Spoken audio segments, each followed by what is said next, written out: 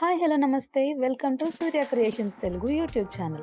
మేము చేసే వీడియోలు కనుక మీకు నచ్చినట్లయితే మా వీడియోని లైక్ చేయండి, షేర్ చేయండి. మీ అభిప్రాయాలు, సలహాలు, సూచనలు కామెంట్ల ద్వారా తెలియజేయండి. మా ఛానల్ని సబ్స్క్రైబ్ చేసి పక్కనే ఉన్న బెల్ ఐకాన్ని ట్యాప్ చేయండి. ఇప్పుడు మనం లూయి బ్రెయిల్ జీవిత చరిత్ర పార్ట్ 4 వీడియోలోకి వెళ్ళబోతున్నాం. పార్ట్ 3లో ప్రస్తుతం ఉపయోగిస్తున్న బ్రెయిలీ లిపికి మూలమైనటువంటి చార్లెస్ బార్బియర్ కనుగొన్న నైట్ రైటింగ్ లిపి గురించి వివరాలు తెలుసుకున్నాం కదా. ఇక ఈ వీడియోలో అందులకు ఒక ప్రత్యేక లిపి ఉండాలని, దానికోసం లూయి బ్రెయిల్ పడిన శ్రమ, అతను చేసిన కృషి గురించి తెలుసుకుందాం.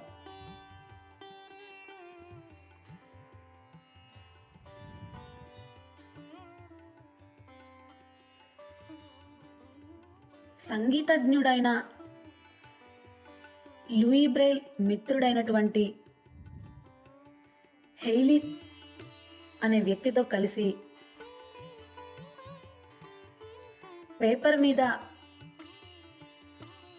ఎత్తుగా ప్రింట్ చేసే విధానం రూపొందించి అందులకు చదువు చెప్పాలంటే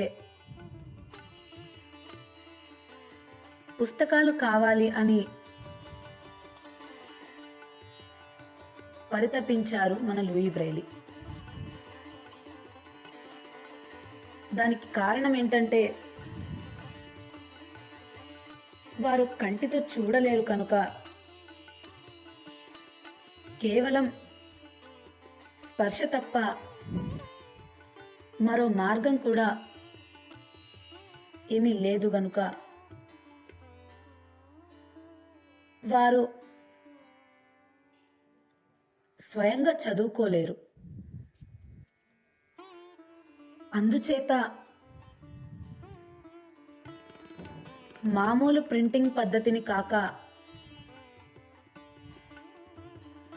ఎత్తుగా ఉబ్బి ఉండే విధంగా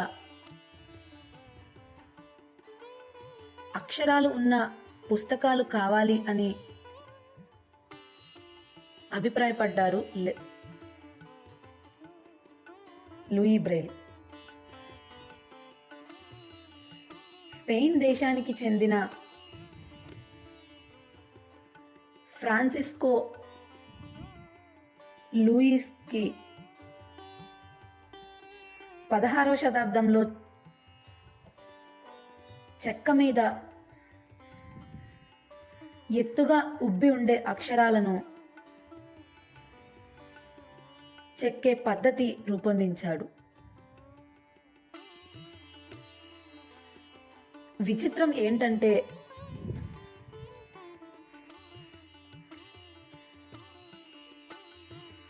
అందులో చదువుకోవడానికి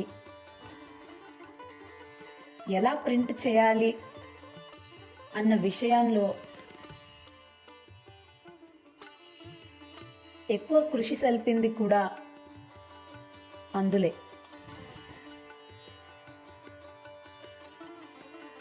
రకరకాల ప్రయోగాలు చాలా కాలం జరిపారు.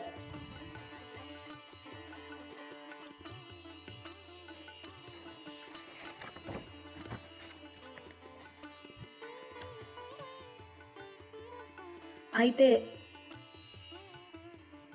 వారు చెక్క బోర్డు మీద పుస్తకాలు తయారు చేయాలని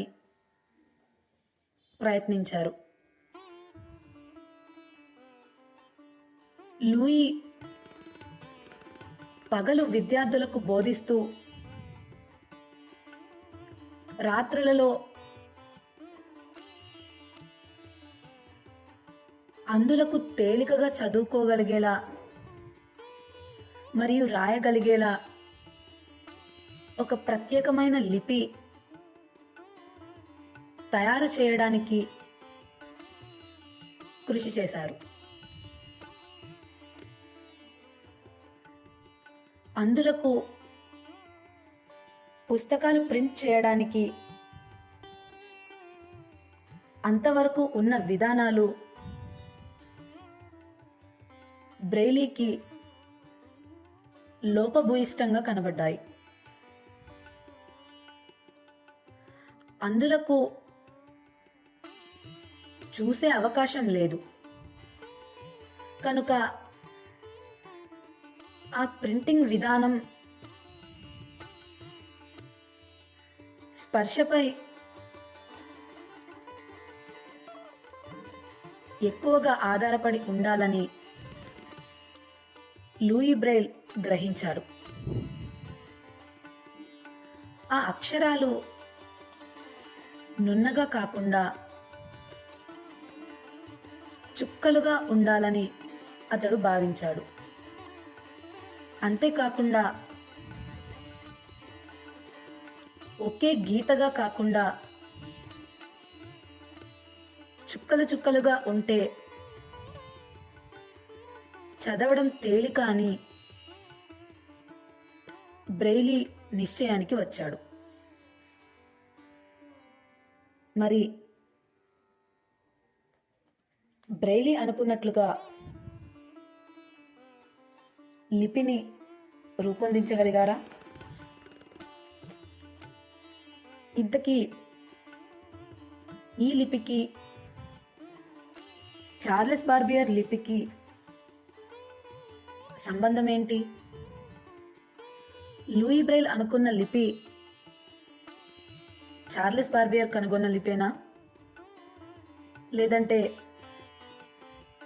చార్లెస్ బార్బియర్ లిపిని ఆదర్శంగా తీసుకుని లూయి బ్రెయిల్ లిపి కనుగొన్నారా? 6 చుక్కల కన్నా ముందు మనకి వేరే ఏమైనా లిపిలు ఉన్నాయా? ఈ విషయాలన్నీ తెలుసుకోవాలంటే నెక్స్ట్ పార్ట్ కోసం వెయిట్ చేయాల్సిందే. So stay tuned.